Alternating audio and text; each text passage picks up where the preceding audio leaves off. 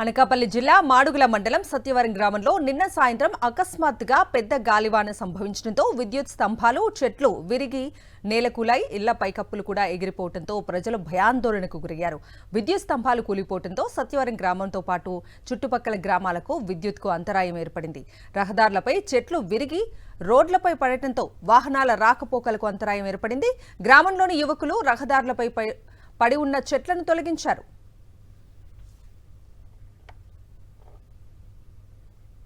అనకాపల్లి జిల్లా మాడుగుల మండలం సత్యవరం గ్రామంలో నిన్న సాయంత్రం అకస్మాత్తుగా పెద్ద గాలివాన సంభవించడంతో విద్యుత్ స్తంభాలు, చెట్లు విరిగి నేలకూలై ఇళ్ల పైకప్పులు కూడా ఎగిరిపోవడంతో ప్రజలు భయాందోళనకు గురయ్యారు.